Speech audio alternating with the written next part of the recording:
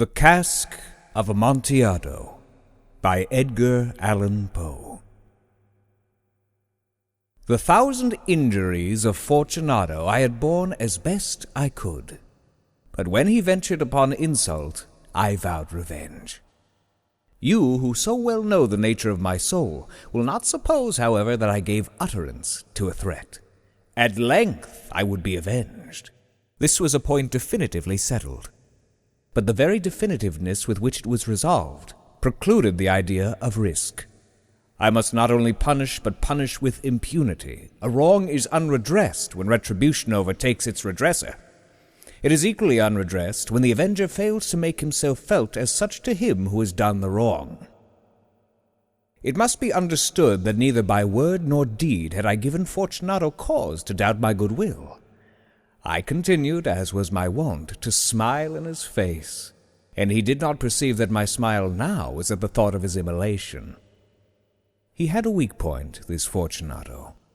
Although in other regards he was a man to be respected and even feared, he prided himself on his connoisseurship in wine.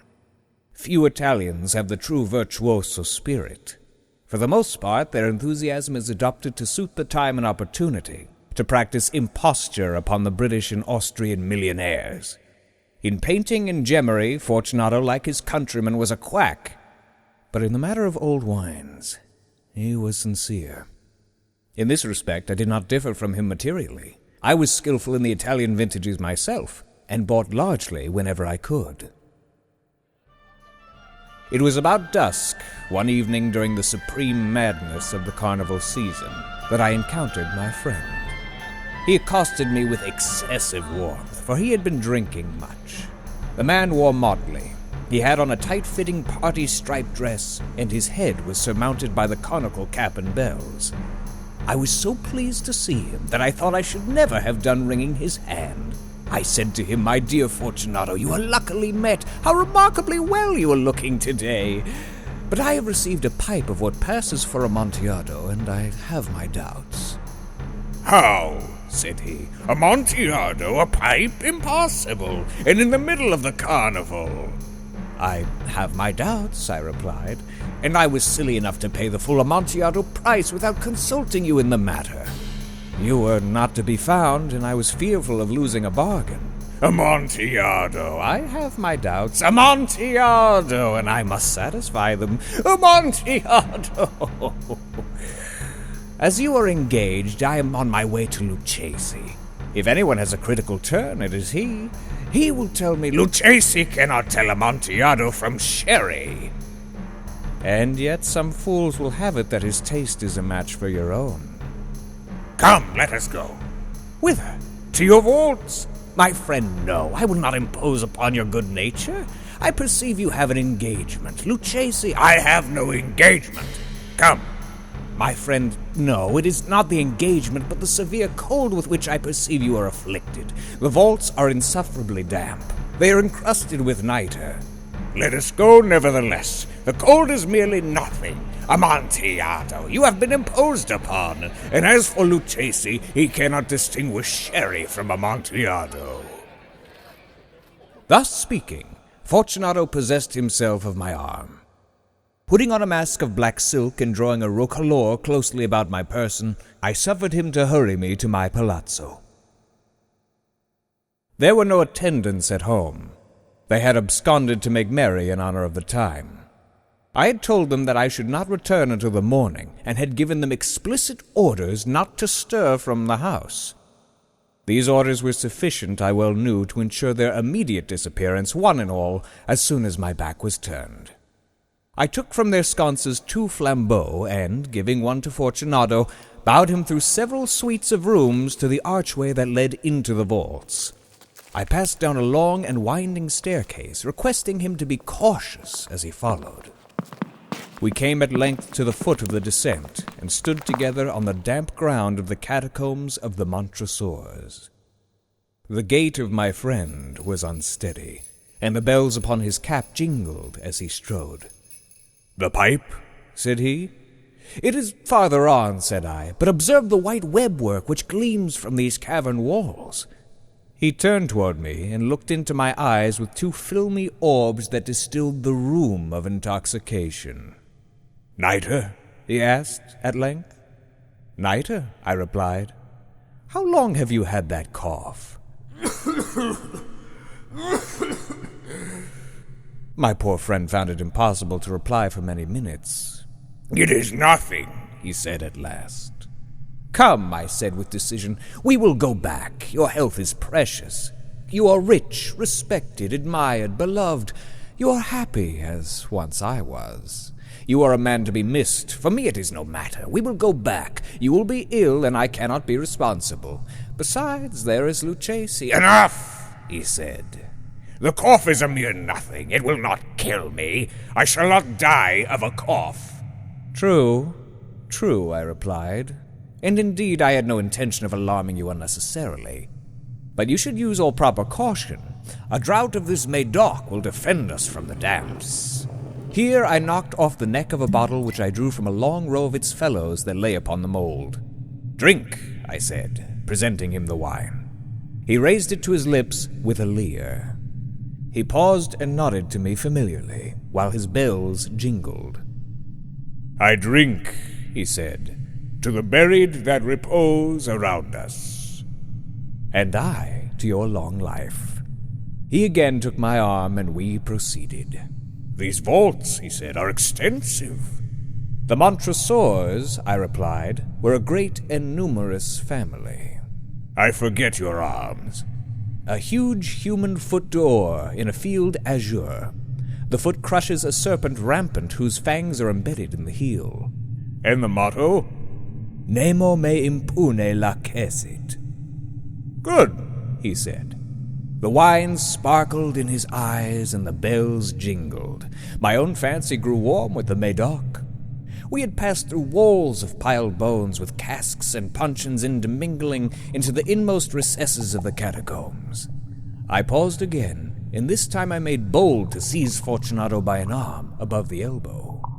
"The nitre," I said. "See, it increases. It hangs like moss upon the vaults. We are below the river's bed. The drops of moisture trickle among the bones. Come, we will go back ere it is too late. Your cough—" "It is nothing," he said. "Let us go on. But first, another draught of the Médoc." I broke and reached him a flagon of de Grave. He emptied it in a breath. His eyes flashed with a fierce light. He laughed and threw the bottle upward with a gesticulation I did not understand. I looked at him in surprise. He repeated the movement, a grotesque one. "You do not comprehend?" he said. "Not I replied. "Then you are not of the Brotherhood." "How?" "You are not of the Masons." Yes, I said. Yes. "You? Impossible. A Mason?" "A Mason," I replied. "A sign," he said. "It is this," I answered, producing a trowel from beneath the folds of my roquelaure. "You jest," he exclaimed, recoiling a few paces. "But let us proceed to the Amontillado." "Be it so," I said, replacing the tool beneath the cloak and again offering him my arm. He leaned upon it heavily. We continued our route in search of the Amontillado. We passed through a range of low arches, descended, passed on, and descending again, arrived at a deep crypt, in which the foulness of the air caused our flambeaux rather to glow than flame. At the most remote end of the crypt there appeared another less spacious. Its walls had been lined with human remains, piled to the vault overhead, in the fashion of the great catacombs of Paris. 3 sides of this interior crypt were still ornamented in this manner. From the 4th, the bones had been thrown down and lay promiscuously upon the earth, forming at one point a mound of some size. Within the wall thus exposed by the displacing of the bones, we perceived a still interior recess, in depth about 4 feet, in width 3, in height 6 or 7. It seemed to have been constructed for no especial use within itself, but formed merely the interval between 2 of the colossal supports of the roof of the catacombs, and was backed by one of their circumscribing walls of solid granite. It was in vain that Fortunado, uplifting his dull torch, endeavored to pry into the depth of the recess. Its termination the feeble light did not enable us to see. "Proceed," I said. "Herein is the Amontillado. As for Lucchesi—" "He is an ignoramus," interrupted my friend, as he stepped unsteadily forward, while I followed immediately at his heels. In an instant he had reached the extremity of the niche, and finding his progress arrested by the rock, stood stupidly bewildered. A moment more, and I had him fettered to the granite. In its surface were 2 iron staples, distant from each other about 2 feet horizontally. From one of these depended a short chain, from the other a padlock. Throwing the links about his waist, it was but the work of a few seconds to secure it. He was too much astounded to resist. Withdrawing the key, I stepped back from the recess. "Pass your hand," I said, "over the wall. You cannot help feeling the nitre. It is indeed very damp. Once more, let me implore you to return. No? Then I must positively leave you, but I must first render you all the little attentions in my power." "The Amontillado!" ejaculated my friend, not yet recovered from his astonishment. "True," I replied, "the Amontillado." As I said these words, I busied myself among the pile of bones of which I have before spoken. Throwing them aside, I soon uncovered a quantity of building stone and mortar. With these materials and with the aid of my trowel, I began vigorously to wall up the entrance of the niche. I had scarcely laid the first tier of the masonry when I discovered that the intoxication of Fortunado had in a great measure worn off. The earliest indication I had of this was a low moaning cry from the depth of the recess. It was not the cry of a drunken man.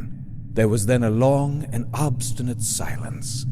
I laid the second tier, and the third, and the fourth, and then I heard the furious vibrations of the chain.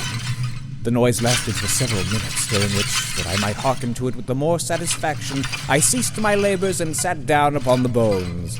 When at last the clanking subsided, I resumed the trowel, and finished without interruption the 5th, the 6th, and the 7th tier. The wall was now nearly upon a level with my breast.